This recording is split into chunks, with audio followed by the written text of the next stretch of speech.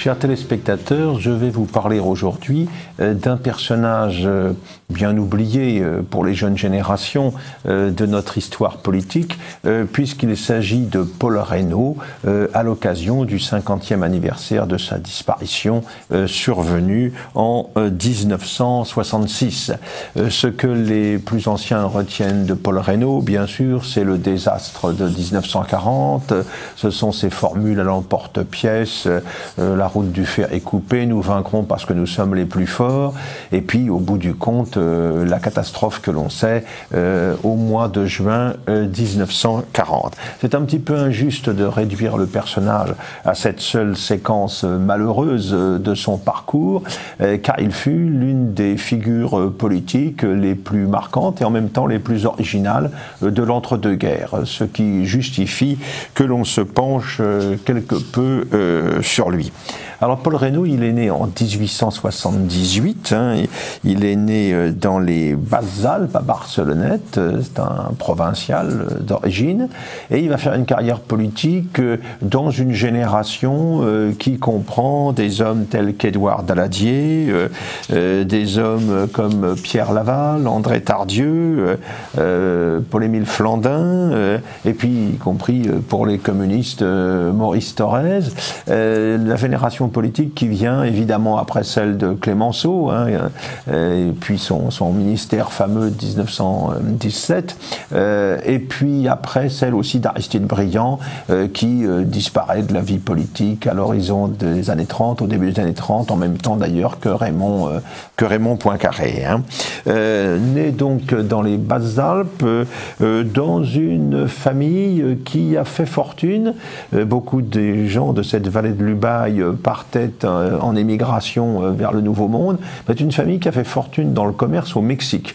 Et ce qui explique que le personnage, Paul Reynaud, va avoir très tôt une grande familiarité avec les questions commerciales et économiques, ce qui va contribuer à lui donner une certaine originalité dans le paysage politique français de l'époque, où on a davantage affaire à une république des avocats et une république des professeurs.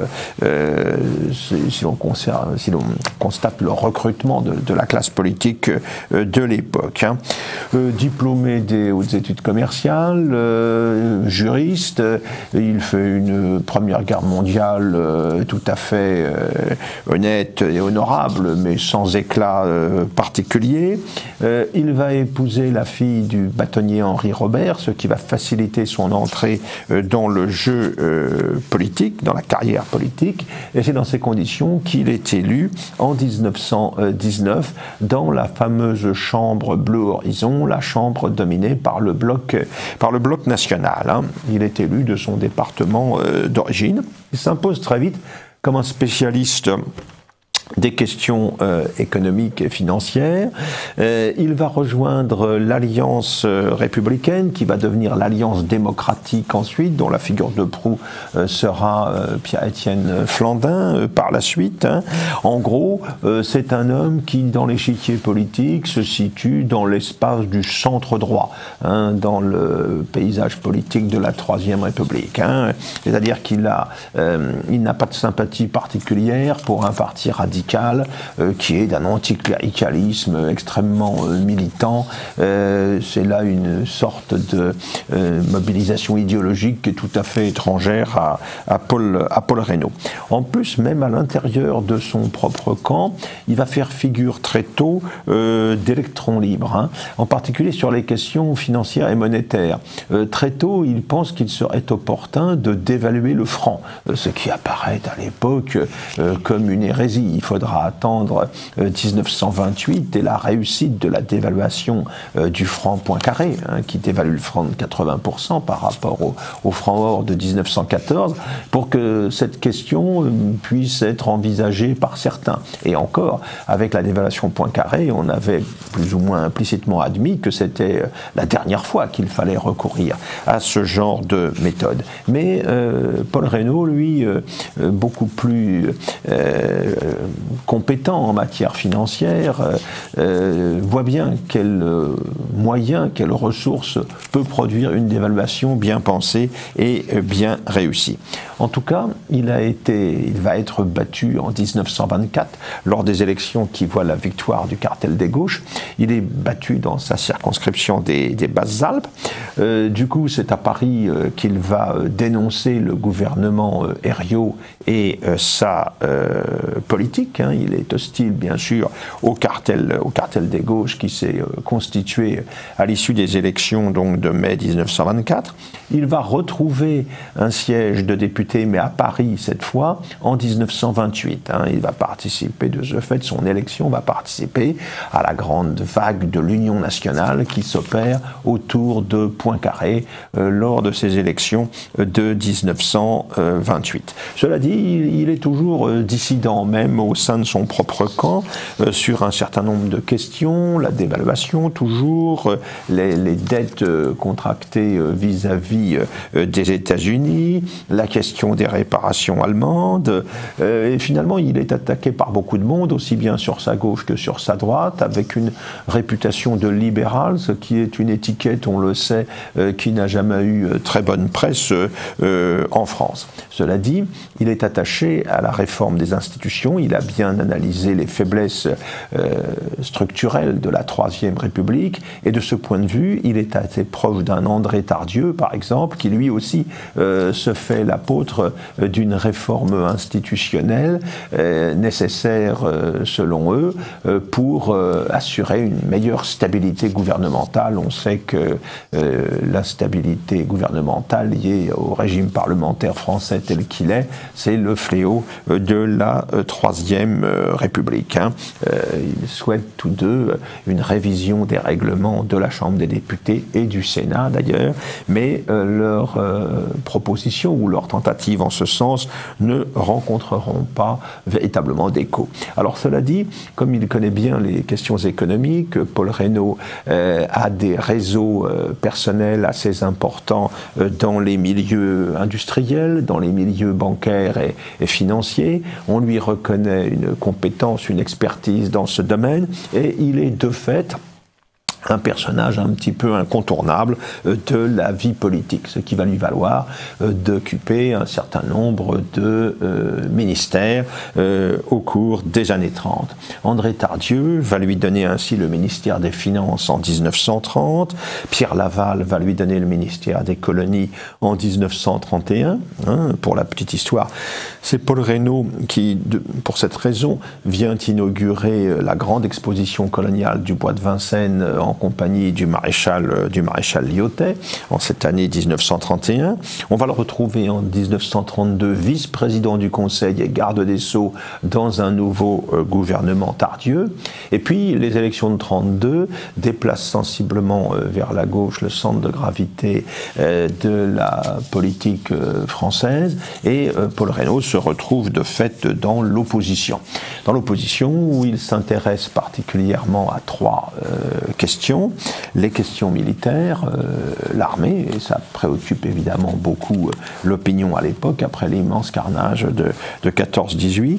Les questions monétaires, toujours bien sûr, et il s'intéresse aussi beaucoup à la politique étrangère, aux questions diplomatiques. Il va rencontrer en décembre 1934 le commandant de Gaulle, qui a publié L'armée de métier, dans lequel il se fait le prophète de la guerre des blindés. Il n'est pas le premier à tenir ce genre de propos, mais il le fait avec le talent d'expression qu'on lui connaît. Paul Reynaud remarque ce jeune officier, et c'est le début d'un lien entre les deux hommes qui explique comment le colonel de Gaulle va se retrouver en 1940 dans le gouvernement Paul Reynaud remanié en catastrophe au début du mois de juin 1940. En effet, Paul Reynaud considère qu'il faut aller dans le sens d'une armée s'appuyant sur des forces motorisées, mobiles, blindées, la fameuse artillerie d'assaut du général Étienne de la Première Guerre mondiale. Sur le plan financier, il est toujours favorable à une gestion d'éventuelles dévaluations. On a eu la dévaluation Poincaré en 1928. Il faudra attendre le Front populaire avec les conséquences économiques que l'on sait de la politique de Léon Blum pour qu'une nouvelle dévaluation intervienne. Mais au début des années 30, Paul Reynaud considère que l'on peut jouer avec cette technique pour susciter une croissance, un dynamisme suffisant de l'économie. Sur le plan international, il est hostile à tout compromis avec les dictatures, hein, avec Hitler bien sûr après son arrivée au pouvoir en 1933, mais même avec l'Italie de Mussolini, alors que certains sont favorables à des accommodements, à des compromis avec Rome pour éviter que Rome ne soit tentée par d'autres alliances. Hein, ça sera le cas notamment de Pierre Laval sur la question éthiopienne. Eh bien, Paul Reynaud est hostile à ce genre de démarche. Il est un partisan inconditionnel de l'alliance anglaise. Hein. Il est de toute manière très favorablement impressionné par le monde anglo-saxon, que ce soit l'Angleterre ou les États-Unis. Hein. Et même, il n'écarte pas une éventuelle alliance avec les soviets. Hein. C'est l'époque en 1935 où Laval organise la signature du pacte franco-soviétique, hein, mais il est en tout cas extrêmement hostile au régime autoritaire, l'Italie, mais surtout l'Allemagne. Hein. En 1936, la victoire du Front populaire fait qu'il se trouve évidemment toujours dans l'opposition et paradoxalement, la lourde dévaluation décidée en septembre 1936 par le gouvernement de Léon Blum va dans le sens de ce qu'il a préconisé, jusque-là. Mais il n'en est pas moins dans l'opposition au rassemblement des gauches que constitue le Front populaire. Tout change, on le sait, en 1938, pourtant avec la même assemblée, les mêmes majorités élues en 1936, parce qu'à cette date, eh bien, Édouard Daladier va rompre l'alliance de gauche pour constituer un gouvernement avec le Parti radical, s'appuyant sur une alliance à droite. L'Union nationale se substitue de fait au Front populaire. Et dans ce contexte nouveau, eh bien, Paul Reynaud trouve naturellement sa place. C'est un homme de centre droit qui est reconnu, qui est estimé pour ses compétences, et il va donc se retrouver ministre des Finances de Daladier en 1938. 1938, c'est l'époque, on le sait, de la conférence de Munich, et là, Paul Reynaud est tout à fait hostile au compromis munichois, contre l'avis de Pierre-Étienne Flandin, le leader de l'Alliance démocratique, contre l'avis de tous ceux qui sont pour l'apaisement, aussi bien en France qu'en Angleterre, en l'occurrence Neville Chamberlain. Et d'ailleurs, Paul Reynaud a des liens étroits avec les Anglais qui sont hostiles à la politique de Chamberlain. Hein, et c'est ainsi qu'il va rencontrer discrètement à Paris, avec George Mandel d'ailleurs, il va rencontrer discrètement à Paris Lloyd George, l'ancien Premier ministre britannique, et Winston Churchill, qui sera le futur Premier ministre en 1940. Il se constitue ainsi une sorte de front informel franco-anglais, hostile aux accords de Munich, hostile aux apaisements appelés de ses voeux par Chamberlain. Hein. Il est hostile aux accords de Munich, il va quand même voter la ratification au nom de la solidarité gouvernementale. Hein. Et puis, quand Daladier, une fois la guerre commencée en septembre 1939, quand Daladier, critiqué, usé par le pouvoir 2 ans après son arrivée au poste de Premier ministre, eh bien, quand Daladier va démissionner en mars 1940, eh bien, c'est Reynaud qui va se retrouver président du Conseil. Hein. Il s'est prononcé contre les offres de paix allemandes du 6 octobre 1939. Hein. Il ne voulait pas considérer comme acquise la disparition de la Pologne, l'engagement soviétique également en Finlande, etc. Et quand il arrive au pouvoir, certains voient en lui un nouveau Clémenceau, une personnalité intransigeante qui va en quelque sorte redonner un nouveau souffle à l'engagement de la France dans la guerre. Hein. Pierre Lazareff, le futur directeur de François, dit alors qu'il incarne l'esprit de résistance et d'initiative. Mais son gouvernement manque d'unité. Daladier reste ministre de la guerre, les chefs militaires n'ont guère confiance en lui, et le résultat, c'est qu'on est quasiment à la limite d'une crise ministérielle le 9 mai 40. Il se trouve que le lendemain, les événements bousculent un petit peu tout cela. Le 10 mai, c'est l'attaque allemande, on le sait, à l'ouest, hein, et on connaît les résultats de celle-ci. En quelques jours, la percée des Ardennes s'opère, Paris se retrouve dangereusement à découvert, pendant que l'armée du Nord a vocation à tomber entre les mains allemandes, avec des Anglais embarquant en catastrophe à Dunkerque. Hein. Paul Reynaud fait rentrer le maréchal Pétain au gouvernement. On le rappelle de Burgos où il était ambassadeur, parce qu'on pense que le prestige de Pétain va galvaniser les énergies et les courages. On va remplacer Gamelin, le général en chef, qui a manifestement failli, par le général Weygand, là aussi une des gloires de 1918. Et puis les événements se poursuivant, à la fin mai, le 25 mai, on se demande si on ne va pas demander l'armistice. Il y a tout un débat autour de cette question, Reynaud se posant lui-même la question, même si ensuite il adopte une attitude beaucoup plus intransigeante. Hein. Le 4 juin, c'est la fin du camp retranché de Dunkerque. Le 5 juin, on remanie le gouvernement, et c'est là que De Gaulle y entre avec le grade de général de brigade à titre provisoire pour participer au gouvernement comme sous-secrétaire d'État à la guerre. Daladier en sort au même moment. Alors là, le gouvernement s'est replié sur la Loire. On rêve un temps d'un éventuel réduit breton, mais les choses vont beaucoup trop vite pour que puisse s'organiser une véritable alternative pour continuer la lutte, hein, dans un contexte où, je le rappelle, il y a 9 millions de Français sur les routes de l'Exode. Alors on connaît le débat ensuite entre capitulation et armistice. Le général Weygand, commandant en chef, le maréchal Pétain sont favorables à l'armistice. Hein. Le gouvernement s'est replié à Bordeaux. Et puis au sein de ce gouvernement, eh bien, Paul Reynaud va se retrouver en minorité. Il souhaitait continuer la lutte. Hein. Il apparaît que cela n'est guère possible. Et Paul Reynaud va donc démissionner le 16 juin. Et c'est le vice-président du Conseil, le maréchal Pétain, qui va prendre la suite et le 17 juin annoncer aux Français qu'il a décidé d'engager des négociations d'armistice avec les vainqueurs. Hein.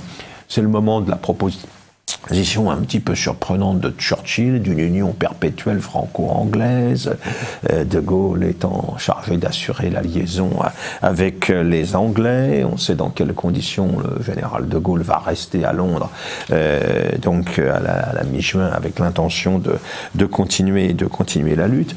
Quant à Paul Reynaud, le 21 juin, il songe à partir pour les États-Unis pour aller y représenter le gouvernement français, qui est celui du maréchal Pétain. Alors finalement, la chose ne se fera pas. Reynaud est victime d'un accident de voiture au cours duquel sa maîtresse, Madame Deportes, est tuée. On le voit réapparaître à Vichy le 8 juillet, donc 2 jours avant le vote des pleins pouvoirs au maréchal Pétain. Il est en fait mal accueilli à Vichy, très critiqué, très attaqué. Il se retire à Barcelonnette sur ses terres, en quelque sorte. Il sera arrêté et incarcéré au fort du Portalet, considéré comme l'un des responsables de la défaite, avec quelques autres. Il sera ensuite, à la fin de la guerre, à la fin de l'occupation, déporté au Tyrol par les Allemands, avec Gamelin, avec Blum, avec Daladier, avec le colonel de la Rocque, avec le général Weygand, hein, et il sera libéré par les Américains en 1945. Hein. Il a alors 67 ans, mais il va quand même reprendre la vie politique. Il sera député du Nord de 1946 à 1962. Il va rejoindre alors le Centre national des indépendants et paysans, qui représente justement les forces de droite qui se sont reconstituées après-guerre. Hein. On le verra ministre des Finances dans le ministère d'André Marie en 1948, ministre des États associés de l'Union française dans le ministère Queuille à l'été 1950, vice-président du Conseil de Joseph Laniel en 1953. Il soutient De Gaulle en 1953 58 et sa réforme de la République, mais il s'oppose à lui en 62 au moment du référendum sur l'élection du président au suffrage universel. Il fait partie du cartel des non. Et il est battu donc aux élections qui ont lieu à la suite. Il va se retirer, il va mourir en 1966. C'est une des figures marquantes de la Troisième République finissante qui disparaissait avec lui.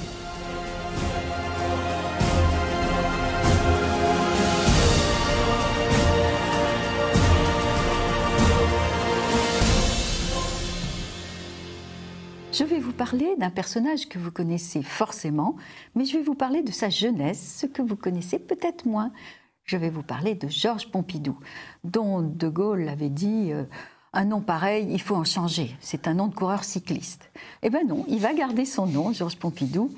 Et c'est vraiment une jeunesse française et une jeunesse campagnarde et très intéressante à plus d'un titre. Alors, ses grands-parents étaient totalement illettrés. C'étaient des gens très pauvres, entre le Quercy et la Haute-Auvergne, un pays dont on a dit qu'il produisait des fromages, qui avait des volcans et qui produisait des hommes têtus.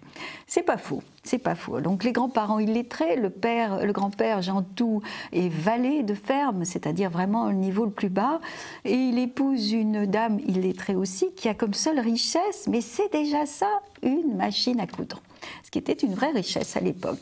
Et ils vont réussir à avoir une petite maison vraiment très modeste où Georges Pompidou viendra des années plus tard avec beaucoup d'émotion parce que c'était le berceau de sa famille.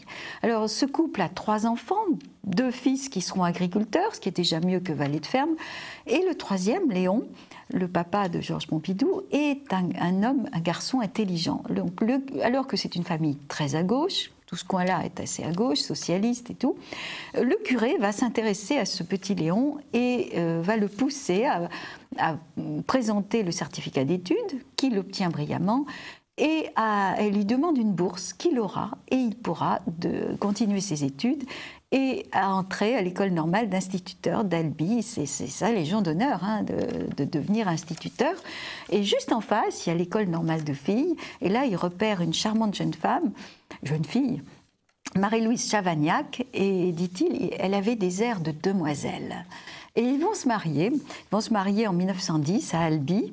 Ils ont des logements de fonction, deux salaires d'instituteurs, donc c'est un peu l'aisance par rapport à la génération précédente. Donc très engagés à gauche, ils connaissent bien Jean Jaurès, tout ça c'est le même coin. En 1911, le petit Georges va naître, mais pas à Albi, il va naître parce que la maman est allée dans sa famille à Montboudif. Tout le monde connaît Montboudif, où est né Pompidou. Alors c'est intéressant parce que ce petit village, 367 habitants, c'est quand même pas une métropole, en 40 ans aura donné 27 instituteurs, ce qui est pas mal, et 60 garçons de café parisiens. C'est la spécialité du coin. Voilà, là-dessus, la guerre éclate, le père est mobilisé, bien sûr, il sera très grièvement blessé dans les premières semaines, 18 mois de convalescence, pas rien, il retournera au front, il sera finalement envoyé à Salonique. Donc il fait toute la guerre, avec une blessure quand même très sérieuse. Le petit Georges, lui, est brillantissime. Il sait lire à 3 ans, sa maman s'en occupe bien. Le père est très sévère. Dès qu'il revient de la guerre, il surveille aussi de très près les études de son fils. Il est vraiment sévère. Surtout que le petit Georges, il est farceur, il aime pêcher à la ligne, comme il est le meilleur à l'école, il s'amuse à faire des copies remplies de fautes qu'il laisse traîner, que ses camarades de classe prennent. Évidemment, eux ont 0 et lui a 10 sur 10. Il est vraiment très bon. Et dès qu'il a 7 ans, quand on lui dit « Qu'est-ce que tu veux faire plus tard, mon petit Georges ?» Il dit « Normal sup ». S'il a ça en tête, son père évidemment lui en a parlé. Et alors après, il a une petite sœur qui est brillante aussi, qui finira agrégée de lettres, comme son grand frère, et qui va épouser également un agrégé de lettres, Henri Domecq. Et cette famille restera très unie et très intellectuelle et très tournée vers les lettres, le latin, le grec, etc. Son plus beau jour, dit-il, le plus beau jour de sa vie, ça a été quand il a remporté le premier prix du concours général de grec, ce qui n'est pas rien. L'inspecteur est venu chez les parents lui annoncer, le père était fou de joie bien sûr, vous imaginez, et il va aller à Paris pour la première fois de sa vie, tout seul, en train, pour recevoir à la Sorbonne son premier prix de version grecque. Et là, il va rencontrer des gens bien, hein, tous ses collègues, en particulier le futur Julien Gracq, qui ne s'appelle que Louis Poirier à l'époque, qui lui a fait plus fort, premier prix de français et de thème latin. Il va rencontrer plein de gens qu'il va retrouver, bien sûr, à Encagne et à Normal Sup plus tard. Alors, il va faire Hippocagne dans un lycée de Toulouse, en tant qu'interne. Bon, il est brillantissime, il est premier partout. Tellement qu'à la fin d'Hippocagne, eh bien, on lui propose de faire sa cagne à Louis le Grand, à Paris. Et alors là, le père le met en garde en disant « Paris, c'est la ville de toutes les tentations. Tu vas rencontrer des filles, mon fils, qui sont des filles de mauvaise vie, qui ont toutes les maladies. Ça peut ruiner ta vie, ruiner ta famille, l'avenir. Surtout, ne t'approche pas de ces filles. Et puis, elles vont dans les cafés. Donc, si tu vas dans un café, tout le monde prend sa tasse de la main droite. Toi, tu prendras de la main gauche. D'ailleurs, tu n'iras pas dans les cafés. C'est trop dangereux. Il y a trop de maladies. » Bon, il va quand même bien s'amuser pendant sa cagne. Il a des copains brillants, Pierre Pujol qui sera son meilleur ami, René Billière qui sera un ministre de l'Éducation nationale. Il va rencontrer Paul Gut qui écrira « On pensait qu'on avait tous du génie. » Bah, c'est du génie peut-être pas, mais du talent et de l'intelligence sûrement. Et puis son grand ami, ça sera Léopold Sédar Senghor. Et puis un Vietnamien, Pham Duy Quien. Et ces trois-là seront vraiment inséparables et Pompidou leur apprendra la France profonde. Léopold Sédar Senghor, il est passionné par les Celtes. C'était pas évident, hein, mais bah, pourtant, si. Alors, ils sont tous brillants, mais il va tellement faire la fête, enfin, pas uniquement faire la fête, mais profiter à fond de cette période parisienne, même s'il est interne, et bien qu'à la fin de l'année de Cagne, il n'est que 38e sur 31, donc il doit redoubler. C'est un camouflet terrible pour lui, ça sera son seul échec de toute sa vie, enfin au moins au niveau concours et examen. Il est obligé de redoubler, cette fois-ci évidemment il est premier. Enfin, c'est Normal Sup. Alors là, c'est une autre vie. Et ses compagnons, enfin, ses camarades de promotion, bah, c'est Robert Merle, c'est Brasiliac, c'est Thierry Monnier, c'est Soustelle. C'est une période extraordinaire, 3 ans, pendant lesquels il va vraiment se forger un caractère. Il a une intelligence aiguë, il a surtout un sens de la synthèse immédiat. Par exemple, il lit un cours, tac, tout de suite, c'est su, il sait en tirer le meilleur. À la fin de Normal Sup, pendant qu'il y est, il va présenter l'agrégation, il arrivera premier, sans avoir tellement travaillé, et pendant qu'il y est, il va aussi présenter Sciences Po, il sort en très très bon rang. Bref, tout ça, comme dans un rêve, quoi. Les études, c'est vraiment sa façon de vivre, il est là-dedans comme un poisson dans l'eau, c'est formidable. Alors comme il est cacique, c'est-à-dire le premier, le chef de classe, etc., c'est à lui que revient l'organisation du bal de l'école. Alors là, il traite ça par-dessous la jambe et ça sera un désastre. Il avait repéré Marguerite Moreno, il trouvait qu'elle était belle, sexy, intéressante, etc. Donc elle accepte sans trop savoir ce que c'était. Elle arrive le soir du bal, habillée un peu comme pour un café-concert, tout le monde en robe du soir, en smoking, etc. Elle dit « Oh là là, moi je pensais que c'était un truc d'étudiant, ça ne m'intéresse pas du tout ». Elle repart, donc il se retrouve sans chanteuse. Alors il avait un plan B, c'était une diva qui chantait des airs d'opérette un peu plus classiques, ça peut faire l'affaire. Elle est en robe du soir, elle se prend les pieds dans la robe du soir, elle se casse les chevilles en montant l'escalier de l'école. Deuxième échec. Troisième choix, il avait un chansonnier qui ne savait pas du tout comment fonctionnait Normal Sup, qui était quand même à gauche et anti-militariste. Il entonne sans brémeuse, il se fait huer, siffler, il est obligé de partir. C'est un échec total, ce bal, mais enfin, c'est pas grave. Ça sera quand même les plus belles années de sa vie, probablement. Il va quand même, après ça, faire 2 ans de service militaire. Bon, il le fait. Et puis, il épouse Claude Cahour, dont il est passionnément amoureux en 1935. Comme il est sorti premier de la Grègue, il peut choisir son poste, il est déjà marié, il choisit un peu au hasard Marseille. Ça sera là aussi des années heureuses. Bon, il n'est pas passionné, comme il dit, enseigner aux arts aux âmes, c'est pas trop mon truc, mais ça sera quand même un prof. pendant toute la guerre aussi. Et je voudrais terminer cette évocation de cette jeunesse. Vous savez qu'il va mourir en 1974 pendant qu'il était président. Et il avait écrit « Les peuples heureux n'ayant pas d'histoire, j'espère que les historiens diront qu'il ne s'est rien passé pendant que j'étais président, qu'il n'y a pas eu de guerre, qu'il n'y a pas eu de révolution, que les gens étaient heureux, que l'économie marchait bien et que la France avait connu une période de sécurité, de bonheur et de dignité. » C'est un peu ce qui s'est passé. Alors, on n'aime pas Pompidou, mais c'est quand même un homme intéressant et intelligent.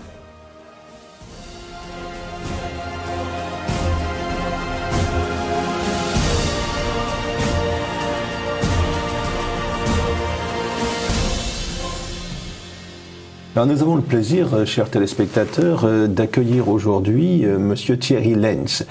Thierry Lenz, qui est le directeur de la Fondation Napoléon, grand spécialiste de l'histoire du Premier Empire, qui nous a notamment donné aux éditions Fayard une magnifique synthèse sur l'histoire du consulat et de l'Empire, et qui vient de publier aux éditions Perrin une biographie de Joseph Bonaparte, le frère aîné de Napoléon.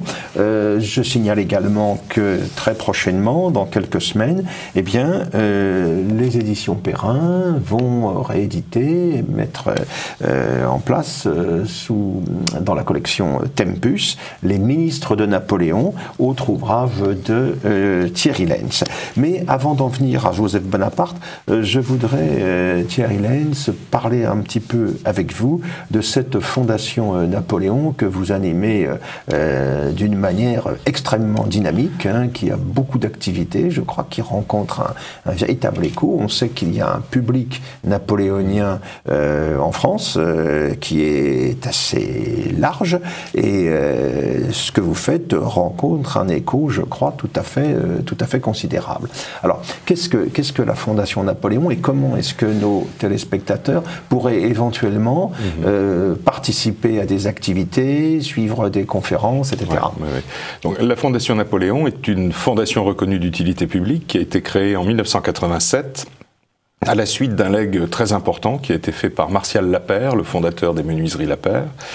Et avec les revenus de ce legs, donc a été créée cette fondation dont les buts sont faire de l'histoire d'abord et préserver le patrimoine ensuite. Alors faire de l'histoire sous toutes ses formes pour tous les publics, conférences, colloques. Nous avons des sites internet dont le site principal qui est napoléon.org, et là c'est là que vos téléspectateurs peuvent avoir le maximum d'informations. Toutes nos activités sont gratuites. Et donc, évidemment, nous accueillerons volontiers tout le monde. Notre siège se trouve rue Geoffroy-Saint-Hilaire dans le 5e arrondissement, et nous organisons grosso modo une conférence tous les 15 jours, le mardi soir à 18h, mais où il est nécessaire de s'inscrire, si je puis le préciser. Oui, parce que je crois qu'elles sont suivies. Oui, il y a 60 places et voilà. Nous refusons toujours 2 ou 3 salles complètes. Oui. Alors, je signale aussi l'existence d'une bibliothèque tout à fait importante et qui est d'accès facile. Libre, gratuit, il suffit de s'y présenter. Et avec un fonds de plusieurs dizaines de milliers d'ouvrages. Oui, alors nous sommes environ à 15 000 volumes, mais qui sont très spécialisés. C'est-à-dire que quand on étudie le consulat et l'Empire, on a une très bonne chance de tout avoir, d'autant que notre bibliothécaire met au service du public des livres numérisés aussi. Nous avons un accord avec la Bibliothèque nationale et elle-même a repéré sur le web toutes les ressources napoléoniennes, ce qui fait que allez, si on voulait exagérer, on dirait qu'on peut proposer 30 000 titres à peu près. C'est ça. Ouais. Donc une matière extrêmement riche pour tous ceux qui s'intéressent à l'aventure napoléonienne, et il reste aujourd'hui encore très nombreux en France. On a pu déplorer il y a quelques années certaines absences, notamment lors de la commémoration de la bataille d'Austerlitz, ce qui allait de pair avec une présence lors de la commémoration de la bataille de Trafalgar. Cherchez l'erreur. Mais les Français, beaucoup de Français, restent fidèles en quelque sorte à la mémoire de Napoléon et voient dans cette période de notre histoire, quels que soient les drames et les tragédies de cette époque, un moment absolument décisif dans la construction de la France contemporaine. Hein. Avec, de ce point de vue, il faut le signaler, nous en parlions tout à l'heure, un déficit total en matière d'enseignement pour les jeunes générations, puisque et ce qui vaut pour Napoléon, nous le disions, vaut autant pour la Révolution. Hein. Ça fait partie des questions sur lesquelles, je crois, il faut intervenir aujourd'hui si on veut éviter l'installation d'une amnésie collective à peu près totale. Hein. Si vous permettez, nous avons pris conscience évidemment de ce problème depuis assez longtemps. Nous essayons de faire les choses sans faire de bruit, sans crier, car l'ambiance de l'éducation nationale n'est pas, comment dire, propice à protester ou quoi que ce soit, mais nous avons créé des choses. C'est-à-dire que d'abord, nous travaillons avec des enseignants, des professeurs d'histoire-géographie, pour mettre à disposition des ressources pour les élèves de 4e et de seconde, qui évidemment ignoreront tout un jour ou l'autre du consulat et de l'Empire. Et puis nous avons mis en place avec l'Institut catholique d'études supérieures de La Roche-sur-Yon ce qu'on appelle la chaire Napoléon, qui est donc un enseignement sur le Premier Empire avec des travaux dirigés pour les étudiants de 2e année. Donc ça a beaucoup de succès. Et cet enseignement, c'est vous qui le dispensez? Oui, avec un chargé de télé. À La Roche-sur-Yon. Alors d'ailleurs, on peut signaler que au mois de mars prochain, dans cet Institut catholique d'enseignement supérieur, qui fait un travail tout à fait remarquable, je rends notamment hommage à l'équipe que dirige Jean-Pierre Descottes en matière d'histoire, vous avez un grand colloque international qui vient après un certain nombre d'autres. Je me souviens avoir participé à un colloque sur les relations franco-russes il y a quelques années. Un grand colloque international sur le thème Napoléon et le droit et justice sous le consulat et l'Empire. Alors je crois le sujet en plus est très important puisque c'est un des traits de cette période consulaire d'avoir fondé notamment le Code civil et faire un travail de juridique. Et on voit bien que le ressort est compressé dans l'éducation nationale parce que lorsque nous avons annoncé la préparation de ce colloque, on ne savait plus où donner de la tête par rapport au nombre de demandes de communication. On a été obligé, on avait prévu une journée et demie et nous sommes maintenant à 3 jours. Vous êtes à 3 jours, j'ai remarqué. Parce que les plus grands professeurs d'histoire du droit souhaitent participer à ce colloque et ont des choses à dire, sans doute parce qu'ils ne peuvent pas les dire dans leurs amphis habituels. Ça en dit long sur l'état du système d'enseignement actuellement en France. Hein. Alors vous avez aussi, mais ça je crois que ça correspond aux conférences que vous évoquiez tout à l'heure, un cercle d'études de la Fondation Napoléon, qui organise des conférences régulièrement, cercle d'études qui se penche à la fois sur le premier mais aussi sur le Second Empire. Tous ceux qui s'intéressent à la saga des Bonaparte là, peuvent donc se tourner vers la Fondation Napoléon. Alors, venons-en maintenant à votre biographie de Joseph Bonaparte, donc publiée aux éditions Perrin. Joseph Bonaparte qui est un petit peu oublié, évidemment, parce que Napoléon écrase un petit peu tout. On connaît Louis parce que c'est le père de Napoléon III. Lucien est un petit peu celui qui était censé être le plus brillant, qui joue le rôle que l'on sait du Brumaire, et puis du coup, il est maintenu de côté. Alors, Joseph Bonaparte, en fait, est très mal connu du grand public qui s'intéresse à l'histoire, d'où l'intérêt de cette biographie. Joseph Bonaparte, il naît donc en Corse, bien sûr. Alors, il naît à Corté, lui, et ça a une signification bien particulière. Pourquoi est-ce que ses parents sont à Corté? Alors, d'abord, c'est le seul de la fratrie à ne pas être né à Ajaccio. Il est né à Corté parce que Charles Bonaparte, son père, était en train d'étudier, enfin, c'est ce qu'il disait à tout le monde, à la fameuse université publique que Pascal Paoli avait créée à Corté. Et en fait, il faisait beaucoup d'autres choses, mais très peu d'études. Et donc, c'est pourquoi Joseph naît à Corté, un an et demi avant Napoléon. Donc, c'est-à-dire qu'il est, dans leur jeunesse, il est franchement l'aîné. parce qu'un an et demi dans les petits âges, c'est important.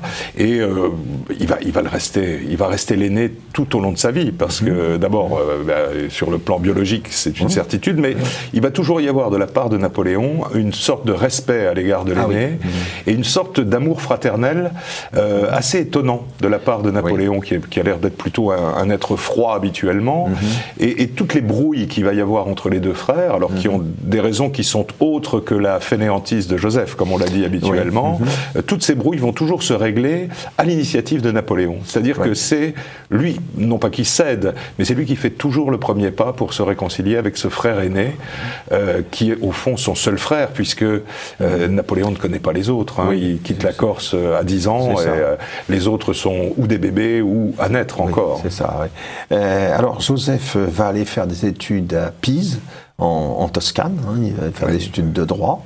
Et puis, comme son frère, il va se retrouver embarqué dans un contexte qui était totalement imprévu, évidemment, qui est celui de la Révolution française. Quelles sont ses réactions par rapport aux événements de 1789 ? Alors, il a évidemment un grand rôle dans la Révolution en Corse. Et ça, c'est peut-être quelque chose que je rappelle, mais là, cette fois-ci, de façon un peu plus forte que d'habitude. En Corse, ça va être vraiment Joseph l'homme important. Lorsqu'on étudie Napoléon, on le met toujours en avant, on lit toujours l'histoire à travers Napoléon, mais l'homme important de Corse, c'est Joseph, puisqu'il est président du district d'Ajaccio, donc une espèce de communauté urbaine autour d'Ajaccio. Il est ensuite au directoire du département de la Corse, et c'est lui qui joue le rôle principal dans les relations Bonaparte-Paoli, Pozzo di Borgo, etc. Donc on peut dire que jusqu'aux événements de Vendémiaire, Joseph a une carrière beaucoup plus brillante que celle de Napoléon. Jusqu'en 95. Jusqu'en 95. Alors bon, le siège de Toulon étant le démarrage de la carrière du cadet, mais jusqu'à ce moment-là, Joseph a occupé les plus importantes fonctions, et notamment une fonction de commissaire des guerres à Marseille. Il y avait très peu de commissaires des guerres dans les armées. Il a été nommé grâce à un ami corse qui s'appelait Salicetti. Et où il a, bien sûr, d'abord fait son travail très correctement. On a les rapports à ce sujet, mais il en a aussi profité pour que quelques pièces lui restent collées au bout des doigts. Voilà, et puis pour se pousser un petit peu dans le personnel et puis il fait un mariage qui est la bonne affaire de sa vie, si l'on peut dire, puisqu'il épouse Julie Clary, qui est la fille aînée du plus riche commerçant marseillais. C'est ça. D'accord. Ah oui, ça c'est évidemment et là, il va avoir le sens des affaires, il va faire travailler Napoléon à ses affaires, on l'oublie un peu, c'est Napoléon qui est le complice des spéculations de Joseph Bonaparte sur les assignats, sur les biens nationaux, sur la porcelaine. Le futur cardinal Fesch ouvre une boutique de porcelaine à Bâle pour revendre en monnaie métallique de la vaisselle achetée en assignat. Bref, tout un système se met en place autour de Joseph, qui quitte la France et habite Gênes pendant 2 ans, puisque les Clary ont installé leurs affaires à Gênes. Ça, effectivement, c'est toute une dimension qui a été complètement occultée, parce que la carrière linéaire de Napoléon emporte tout. Et alors, Joseph, que devient-il quand Napoléon va accéder aux plus hautes responsabilités? Il y a eu la campagne d'Italie, la campagne d'Égypte, Brumaire, et à ce moment-là, quel va être son rôle? Alors, il va avoir un rôle au départ assez discret, puisque Napoléon ne le nomme pas immédiatement à des fonctions importantes. Il est nommé conseiller d'État, mais enfin, il n'est pas ministre comme l'est Lucien Bonaparte. Il est connu du public à cause d'une affaire qui a lieu en 1798. Il était ambassadeur à Rome.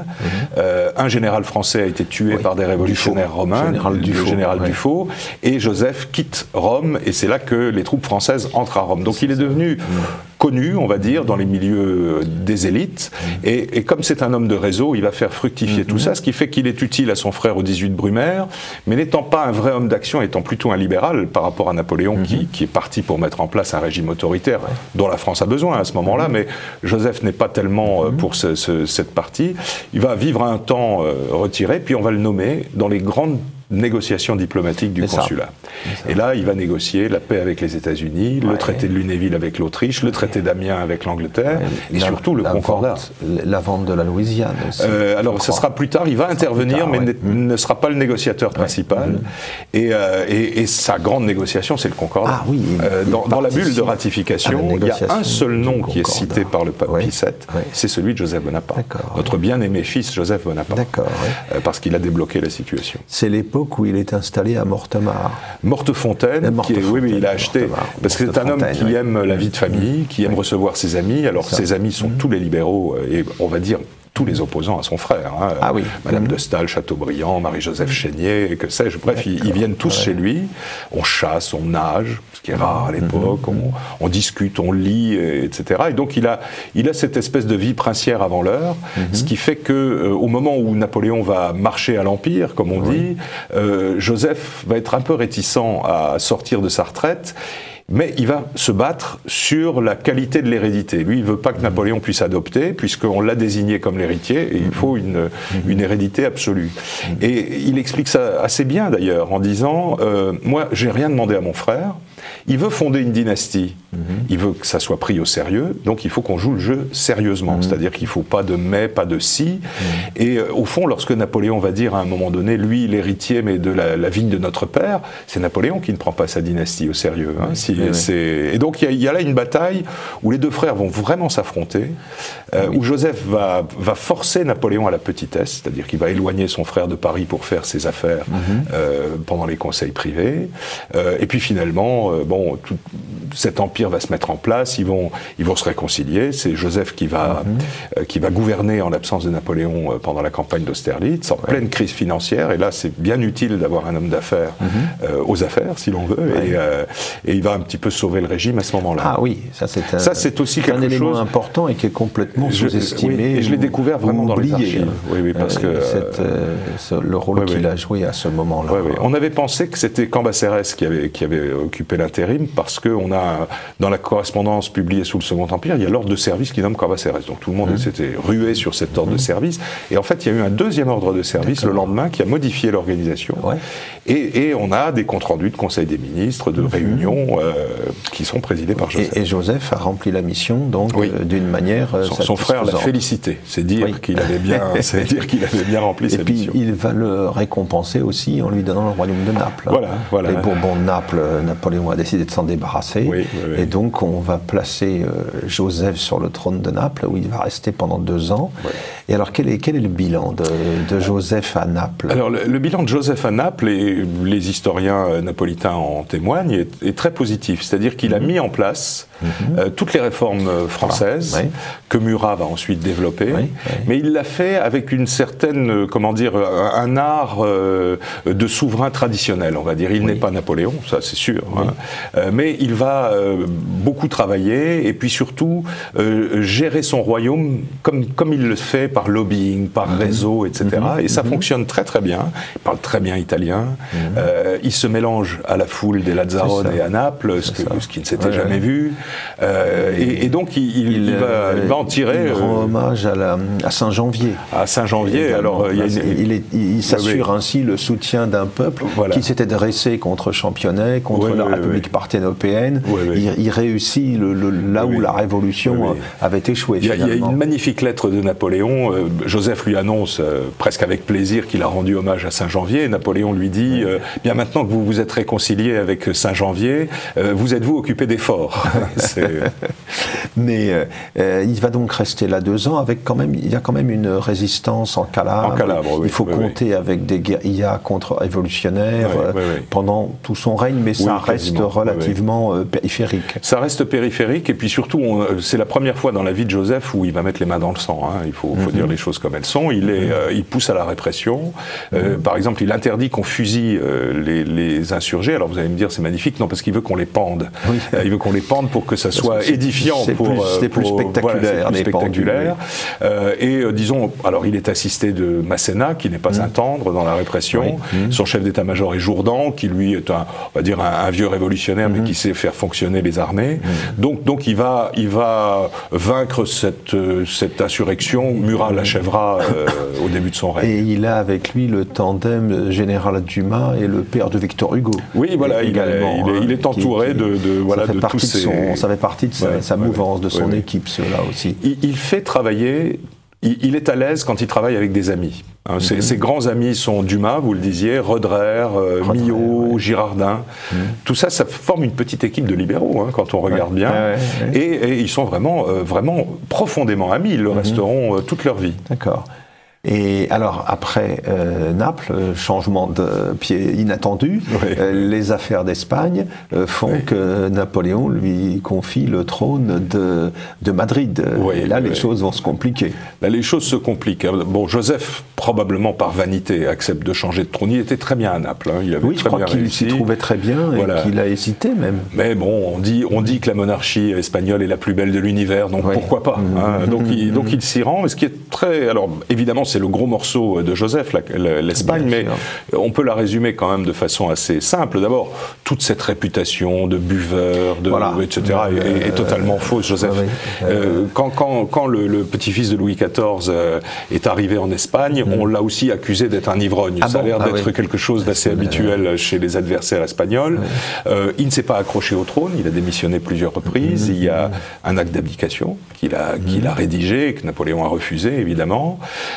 Lorsqu'il a pu gouverner, il s'est à peu près bien arrangé avec les Espagnols, parce que les Espagnols étaient très surpris de ne pas voir arriver un borgne, boiteux, ivrogne, etc. En fait, ils voyaient un homme très beau, qui portait bien. Et puis surtout, il a été, dès le lendemain de son entrée en Espagne, il a prévenu Napoléon que cette affaire était très mal engagée. Mais Napoléon se sent infaillible à ce moment-là. On est juste après Tilsit, Napoléon est le maître de l'Europe, et il n'écoute plus. Il a pris les Espagnols pour des Napolitains. C'est exactement ça, je le dis assez souvent. C'est pas la même dimension, et c'est pas le même peuple, la même histoire. Exactement. Il y a eu une résistance, évidemment, qui a pris une allure tout à fait nouvelle à l'époque. Et puis le pauvre Joseph, il est obligé à plusieurs reprises d'évacuer Madrid. Aller-retour permanent. Mais il faut dire aussi que les maréchaux de Napoléon ne l'aident pas beaucoup. Personne n'obéit à ses ordres. Le maréchal Soult voudrait devenir roi du Portugal, donc n'exécute aucun des ordres. Il y a une haine entre Joseph et Soult qui va durer jusqu'à la fin de leur vie respective. Quand Soult sera président du Conseil de Louis-Philippe, il fera tout pour que Joseph ne puisse pas rentrer en Europe. Et de l'autre côté, chaque fois que Joseph pourra écrire un petit texte qui met en cause Soult, ils vont vraiment régler leur compte d'un continent à l'autre pendant des années. Mais il a Masséna aussi avec lui. Alors il a Masséna, en Espagne. C'est très bien entendu avec Masséna. Fidèle, qui était un homme pas très facile à vivre, mais terrible dans la bataille. À un moment donné, il y a un rapport qui dit à Joseph, on n'arrive pas à mater cette insurrection, malgré la terreur qu'inspire le maréchal Masséna. Ils se sont assez bien entendus, mais là aussi, Napoléon n'aime pas vraiment Masséna, il va le retirer de l'Espagne pour l'emmener avec lui dans la campagne de 1809, ce qui fait que le dispositif de Joseph là, va s'effondrer toujours parce que le frère ne tient pas compte des difficultés. Avec des réussites quand même, par exemple toute la contre-guérilla de Suchet en Aragon et dans le pays valencien, là c'est quelque chose qui marche, mais il y a quand même en Espagne un courant minoritaire, certes, mais un courant éclairé qui voit dans cette monarchie importée la garantie d'un certain nombre de progrès, de réformes, etc., même si c'est très minoritaire. Lorsque Joseph quitte l'Espagne, 15 000 personnes l'accompagnent, qui vont s'installer dans le sud-ouest ou à Paris. Quand il partira, lui, en exil aux États-Unis, il sera entouré d'Espagnols. Et il y a un soldat français qui a bien résumé les choses, puisque l'Espagne n'avait pas voulu Joseph Bonaparte, elle fut bien punie, puisqu'on lui rendit Ferdinand. On lui a rendu Ferdinand VII, et puis le 19e siècle espagnol que l'on sait, avec les guerres civiles, l'instabilité politique, évidemment. Et alors, Joseph, il se retrouve donc en France après l'échec, la bataille de Vittoria, il repasse la frontière, et la première abdication intervient, et là, il est dans quelle situation à ce moment-là? Alors, il est dans la situation où, comme il le dit d'ailleurs à Napoléon à un moment donné, je vous avais prévenu, vous n'avez pas voulu nous écouter, etc. Et donc, il va essayer de vivre tranquillement en exil, mais il s'installe à Prangin, c'est-à-dire au bord du lac de Genève, à 3 km de chez Madame de Staël, qui est sa grande amie. Et la grande ennemie de Napoléon. Et la grande ennemie de Napoléon, c'est ça qui est... Alors Madame de Staël, à ce moment-là, va complètement se renverser, puisqu'elle va se mettre à prévenir Joseph des complots qui se trament contre Napoléon, etc. Enfin, il y a un petit retournement de situation. Et Joseph pense pouvoir vivre tranquillement, mais d'abord il est surveillé, le gouvernement français demande son expulsion tous les 4 matins, etc. Et puis surtout, il apprend le retour de son frère. Là, un, il sent qu'il va être arrêté, et deux, il se dit, bah, ça y est, mon frère est là, il faut que j'aille aider mon frère. Oui. Et donc il retourne à Paris. Il revient pour les 100 jours. Où il va avoir des fonctions, il va conserver ses anciennes fonctions, et il sera président du Conseil des ministres pendant la campagne de Waterloo, ce qui montre aussi que Napoléon lui fait confiance, et surtout veut un homme à lui dans le dispositif pendant qu'il ne sera pas là. Et ça a toujours été le cas, puisqu'en 1814, il le rappelle aussi, malgré Vitoria, malgré la perte de l'Espagne, parce qu'il veut laisser à Cambacérès et à Marie-Louise un homme à lui. C'est ça, il est auprès de Marie-Louise. Voilà. Pendant que Napoléon mène la campagne de France, il est auprès de Marie-Louise. Et alors, ensuite, il va retourner dans sa propriété de Mortefontaine pendant un temps. Alors, oui, il y fait un passage, mais pour récupérer des affaires, parce qu'en fait, après les 100 jours, il accompagne Napoléon jusqu'à l'île d'Aix, et puis ensuite, il part aux États-Unis. Et il part à ce moment-là directement aux États-Unis. En principe, ils devaient partir tous les deux. Ce qu'aurait voulu faire son frère, et donc, il n'y en a qu'un qui va y aller. Et surtout, ce qu'on ignore et ce qu'on a peu étudié, c'est que Joseph va vivre aux États-Unis de 1815 à 1840, avec un petit voyage à Londres au milieu de 3 ans.